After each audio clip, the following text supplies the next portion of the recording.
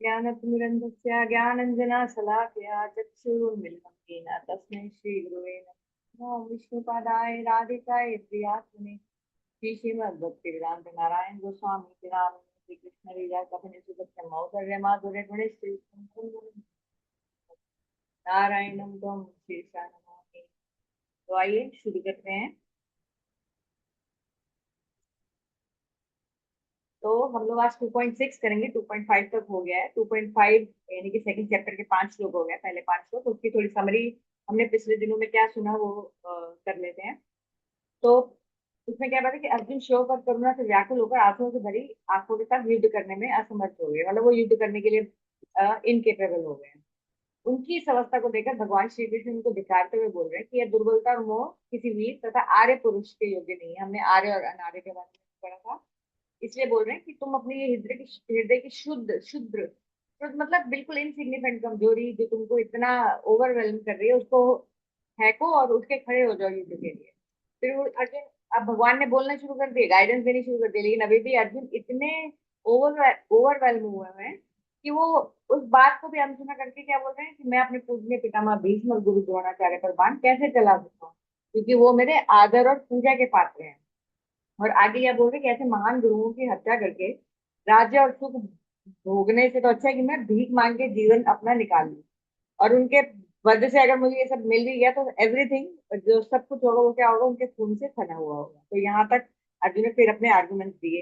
अब नेक्स्ट पढ़ते हैं फिर क्या हो रहा है। न चैतद्विद्मः कतरम न गौरी नो गो नो गरियो यद्वा जयमा यदि वा न जेयुयः यानेवा हत्वा न जीवी वा क्षामा जिजीविषामः तेव स्थितः प्रमुखे धार्तराष्ट्रः। तो अब इसका अनुवाद पढ़ लेते हैं। हम लोगों के लिए युद्ध में जीतने या पराजित होने में क्या श्रेष्ठ है, मैं इसे नहीं समझ पा रहा हूँ, क्योंकि जिनकी हत्या कर हम जीवित भी नहीं रहना चाहते वे धृतराष्ट्र के पक्ष वाले युद्ध के लिए सामने खड़े हैं।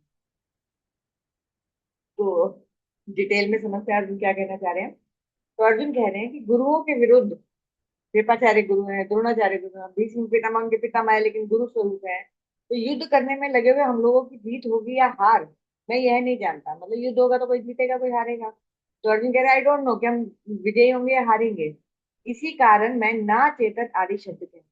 इतना ही नहीं, जीत और हार में हमारे लिए कौन सा अधिक अच्छा होगा यह भी मैं नहीं जानता। मतलब ठीक है, युद्ध हम जीतने और हारने के लिए कोई भी युद्ध जीतने या हारने के लिए होता है, पर अर्जुन कह रहे मैं इतना बिवल्डर हुआ हूँ कि मुझे यही नहीं पता कि मैं जीत जाऊंगा तो ये खुशी की बात है, मैं हार जाऊंगा ये खुशी की बात होगी। तो मेरे लिए हारना जीतना दोनों ही हार के समान है, मतलब मैं युद्ध करना ही नहीं चाहता। तो अर्जुन यहाँ दो स्थितियां बता रहे, एक अपनी जीत और दूसरी अपनी हार। लेकिन उनका कहना है कि हमारी जीत भी अंत में हार के ही समान होगी। वही बात आ गई, क्योंकि जिन लोगों के लिए हम जीना चाहते हैं उन्हीं से हमें युद्ध करना पड़ रहा है। इसी भाव को व्यक्त करने के लिए वे याने वादी शब्द कहते हैं। जैसे हम लोग पैसा कमाते हैं, कलेक्ट करते हैं, इतनी मेहनत करते हैं, क्यों? क्योंकि हम अपनी फैमिली को टेक केयर कर सके, उनके साथ खुश रह सके। लेकिन पैसा तो हम बहुत कमा रहे हैं और हमारी फैमिली हमें छोड़ के चली जाए, तो वो पैसा कमाना हमारी जीत होगी या हार होगी? तो हमारे लिए वो पैसे कमाने का मतलब ही खत्म हो जाएगा। जैसे मैं बताती हूँ आपको एक रियल लाइफ का एग्जांपल। हम लोगों की जान पहचान में एक फैमिली थी, हस्बैंड वाइफ, उनके दो बच्चे थे। जो वाइफ थी वो थोड़ी सी फॉर सम, अगेन किसी पे दोषारोपण अच्छी बात नहीं है, लेकिन फॉर सम रीजन उसको अपने हस्बैंड के साथ टाइम नहीं दिया या वॉट एवर, तो बहुत उन्होंने एक्स्ट्रा मैरिटल अफेयर्स चलाए। हस्बैंड को पता नहीं था। फिर बच्चे बड़े हो गए थे 20-21 साल के, तो फिर जो उनका लेटेस्ट अफेयर चल रहा था वो उस हस्बैंड को पता चल गया। अब हस्बैंड को ये पता चलने के बाद भी उनके मुंह पे तो बोल रहा है कि या तो उसके साथ रहे या मेरे साथ रहे, दोनों के साथ ऐसा नहीं चलेगा मेरे साथ रहकर तू उसके साथ अफेयर चला रही। लेकिन पीछे से वो यही बोल रहे हैं सबको कि मैं नहीं चाहता कि ये मुझे छोड़े, क्योंकि अब ये मुझे छोड़ गई तो फिर मैं जी किसके लिए रहा हूँ, मेरा फैमिली मेरे से छूट गई, तो मैं जो इतना दिन रात खटता रहता हूँ पैसा कमाने के लिए वो क्यों करूंगा। तो वही same situation Arjun kind of बोल रहे हैं कि जिनके लिए हम युद्ध, हम लोग चाहते क्या थे पांडव जी, उनको अपना आधा राज्य मिल जाए, ठीक है पूरा नहीं मिला, उदय के वो हकदार थे, लेकिन आधा मिल जाए तो खुशी खुशी सब लोग एक दूसरे के साथ मिलकर जी पाए। लेकिन अब क्या हो रहा है कि पितामह से वो इतना प्यार करते, इवन दुर्योधन वगैरह, क्योंकि ये लोग धार्मिक लोग थे, ये लोग बहुत एलिवेटेड सोल थे, तो इनके मन में द्वेष नहीं था दुर्योधन को लेकर। थोड़ा गुस्सा चढ़ता था, लेकिन जब फाइनली वो सामने खड़ा था, उनके उनको भी नहीं मारना चाहते अर्जुन। तो वो कहते हैं कि जिनके लिए हम जीत के एंजॉय करते हैं ये सब, वो सब तो मरने के लिए हमारे सामने खड़े हैं। तो मैं जीत कर भी, हमारे जीत के भी हारी होगी। तो अब श्लोक 2.7 पे पहुंचते हैं। कार्पण्य दोषोपहत स्वभावः पृच्छामि त्वां धर्म समूलचेतः यच्छ्रेयस्यानिश्चितं ब्रूहि तन्मे शिष्यस्तेऽहं शाधि मां त्वां प्रपन्नम्। आप सोच रहे होंगे ये श्लोक तो मैंने बहुत फ्लुएंटली बोल लिया। ये श्लोक बहुत इंपॉर्टेंट श्लोक है और हम लोगों को याद करवाया गया है। यानी कि जिनसे हम भगवत गीता सीखे तो उन्होंने कुछ कुछ इंपॉर्टेंट श्लोक मार्क किए गए थे, मतलब एक श्लोक बहुत इंपॉर्टेंट है तो हमने याद कर लिया, इसलिए मैं इसको फ्लो में बोल पा रही हूँ, अदरवाइज मुश्किल होती है भगवत गीता का सब श्लोक साइड करने में जरूरी नहीं है। तो चलिए इसका ट्रांसलेशन करते हैं। तो ये बड़ा इंपॉर्टेंट श्लोक है। अब इस श्लोक से भगवत गीता की जो अभी जो कन्वर्सेशन हो रही है उसकी डायरेक्शन बदल जाएगी। तो वो क्या कह रहे हैं, स्वाभाविक शौर्य धर्म का परित्याग। तो मैं देख रही हूँ रिकॉर्डिंग कर रही हूँ हिंदी में। अच्छा, कर रही हूँ। स्वाभाविक शौर्य धर्म का परित्याग कर कायरता रूप धर्म से अभिभूत धर्म के विषय में मोहित चित्त वाला मैं आपसे पूछता हूँ, मेरे लिए जो मंगलकारी है वह निश्चय कर आप कहिए। मैं आपका शिष्य हूँ, अतः मुझे शरणागत को आप शिक्षा प्रदान करें। अब कृष्ण और अर्जुन में क्या रिलेशन है, वो लोग फ्रेंड्स हैं आपस में, सखा के रूप में। अर्जुन इतना प्यार है उनको कृष्ण से कि वो ऑल द टाइम ये नहीं सोचते कि वो भगवान है। वो उनको मित्रवती व्यवहार करते, क्योंकि स्पिरिचुअल किंगडम से में भी वो फ्रेंड्स ही हैं, तो उसी भाव के साथ वो यहाँ आए हुए हैं। तो वो भाव अर्जुन में स्थित है। लेकिन अब इतने वो बिविल्डर हो गए, इतने ओवरवेल्म हो गए कि फाइनली अब फ्रेंड से वो कृष्णा के क्या बनने के लिए तैयार हो गए हैं, शिष्य। तो वो क्या कहते हैं, जो मेरा नेचुरल टेंडेंसी है to be brave, to be a warrior, एक क्षत्रिय होने के लिए, एक निडर योद्धा होने का जो मेरा धर्म है, वो मैंने परित्याग कर दिया, छोड़ दिया है। और कौन सा धर्म एक्सेप्ट कर लिया, कायरता का। तो इसीलिए मैं मोहित चित्त वाला हो गया हूँ कि धर्म क्या है मेरे लिए, सिर्फ युद्ध करना है या युद्ध ना करना। इसीलिए मैं अब आपसे पूछ रहा हूँ, मेरा अब बिल्कुल अंधेरा छा गया मेरी आंखों के आगे, मुझे बिल्कुल नहीं पता कि मेरे लिए क्या अच्छा है, क्या मंगलकारी है। इसलिए अब मैं आपका शिष्यत्व ग्रहण करता हूँ, यानी कि मैं आपका शिष्य बन रहा हूँ। आप मुझे अपना शिष्य समझकर मुझे शिक्षा प्रदान करें। तो ये श्लोक का मतलब है। इसकी डिटेल आगे पढ़ते हैं। तो अब ये श्लोक सुन के कृष्ण बोल सकते हैं, अच्छा तुम तो क्षत्रिय होकर हो, तो तुम क्षत्रिय बाय बर्थ, बाय कर्म, लेकिन तुम तर्क किसके दे रहे हो, स्क्रिप्चर्स के, वेदों के, शास्त्रों के। और बोल रहा मुझे कि भिक्षा मांगकर जीवन भी मेरे लिए ज्यादा काइंड ऑफ निश्चय कर लिया, मैं तो बेटर भिक्षा मांगूंगा युद्ध करने से अच्छा है।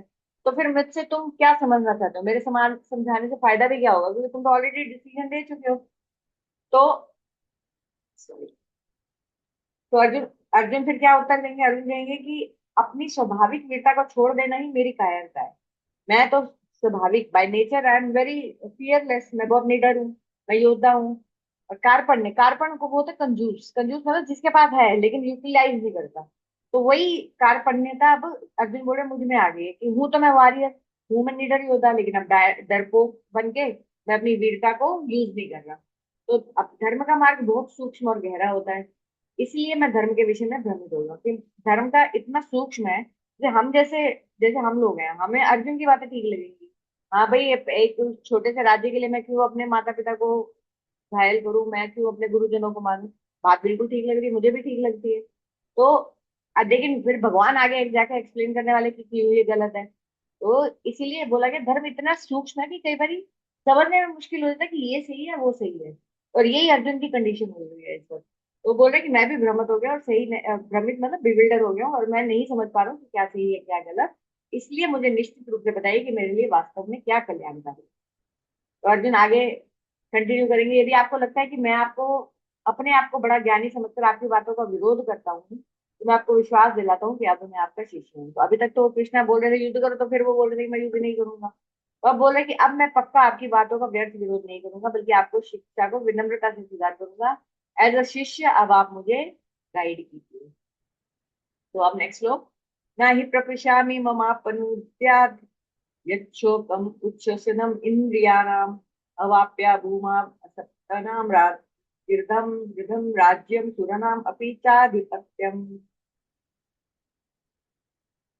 हाँ, तो इसका अनुवाद क्या है, यहाँ तक कि देवताओं पर अधिकार के साथ पृथ्वी पर एक अतुलनीय और समृद्ध साम्राज्य प्राप्त करने पर भी मैं अपनी इंद्रियों को सुखा देने वाले इस शोक को दूर करने का कोई तरीका नहीं देखता।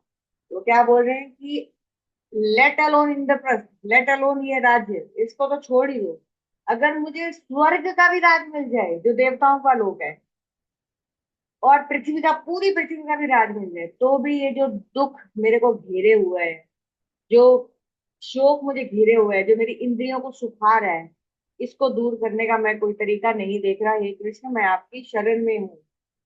तो यदि श्री कृष्ण अगर बोले कि हमारे बीच में तो गुरु शिष्य का रिलेशन नहीं है, तुम तो मेरे मित्र हो, हमारे बीच में तो फ्रेंडशिप फ्रेंडशिप है, मित्रता का संबंध है, इसलिए मैं तुम्हें अपना शिष्य कैसे बना सकता हूँ। बेहतर होगा, इट विल बी बेटर कि तुम किसी ऐसी महान व्यक्ति जैसे व्यास जी, वेद व्यास जी, जिन्होंने महाभारत लिखी है, जिन्होंने भगवत गीता फिर रिकॉर्ड की, उसकी शरण, उनकी शरण लो, जिनके तुम्हारे मन में विशेष आदर होगा कि हाँ ये गुरु स्वरूप है। मैं तो तुम्हारा मित्र हूँ, तो मेरी बातें तुम वैसे सीरियस नहीं लोगे। लेकिन अर्जुन बोल रहे नहीं, तीनों लोकों में मैं इस वक्त आपके अतिरिक्त किसी ऐसे व्यक्ति को नहीं देखता जो मेरे इस गहरे शोक को दूर कर सकेगी। तो बुद्धिमानी में तो मैंने कभी बृहस्पति जो है, देवता बृहस्पति जी देवताओं के गुरु हैं, तो बोल रहे मैंने अपने आप को उनसे कम बुद्धिमान नहीं समझा है। इसीलिए ऐसा नहीं कि मुझे किसी और के पास जाने की जरूरत है, लेकिन इस वक्त जो मेरी हालत है वो आपके अलावा मेरे को, you are the best doctor, इस वक्त आपके अलावा मेरा और कोई इलाज नहीं कर सकता, इसलिए मैं आपकी शरण छोड़कर और किसी के पास नहीं जाऊंगा, आप ही मुझे गाइड कीजिए। तो अर्जुन कैसे बोल रहा है, जब बोल रहे हैं ना कि मेरी इंद्रियों को ये शौक सुधार रहा है, जैसे बोलते हैं जैसे बहुत तेज धूप हो और छोटा सा तालाब हो जिसमें कम पानी हो, तो बहुत गर्मियों के मौसम में तालाब सूख जाते हैं।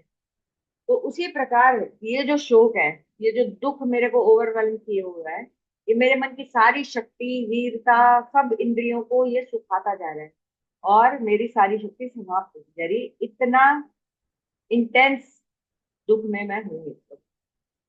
तो अगर श्री कृष्ण यह कहे कि अभी युद्ध करो, युद्ध जीतने के बाद राज्य और सुख भोग मिलने पर तुम्हारा शोक दूर हो जाएगा, ठीक है अभी तो तुम्हें दुख हो रहा है, लेकिन फाइनली जब युद्ध जीत जाओगे, सब कुछ मिल जाएगा, तो तुम जीत जाओगे। तो अर्जुन बोलते नहीं, चाहे मुझे पूरी पृथ्वी का निष्कंटक राज्य मिल जाए, या स्वर्ग में देवताओं का भी आधिपत्य प्राप्त हो, उनका भी मैं राजा बन जाऊं, फिर भी ये मेरा दुख दूर नहीं होगा। यह दुख मेरी इंद्रियों को इसी प्रकार सुखाता रहेगा। अब 9th वर्ष पे पहुंचते हैं। अब संजय बोल रहे हैं, एव मुक्ता ऋषिकेशम गुडाकेशा परंतपा नायुच्यति गोविंदा भुक्त्वा तूष्णीम बभूवहे। तो क्या इसका अनुवाद क्या, संजय ने कहा, इस प्रकार कहने के बाद शत्रुओं का दमन करने वाला अर्जुन श्री कृष्ण से यह कहकर चुप हो गया कि हे गोविंद, मैं युद्ध नहीं करूंगा। तो बोल रहे हैं कि मैं आपका शिष्यत्व स्वीकार कर रहा हूँ, आप जो बोलोगे मैं वही करूंगा, लेकिन फिर भी वो चाहते यही है कि ये युद्ध उनको ना करना पड़े। और फिर फाइनली उन्होंने चेहरा झुका लिया और बोला कि हे गोविंद, मैं ये युद्ध नहीं कर सकता। तो अब लास्ट श्लोक है आज के लिए। तमुवाच ऋषिकेशा प्रहसन्न इव भारत सेनयोरुभयोर्मध्ये विषीदन्तमिदं वचः।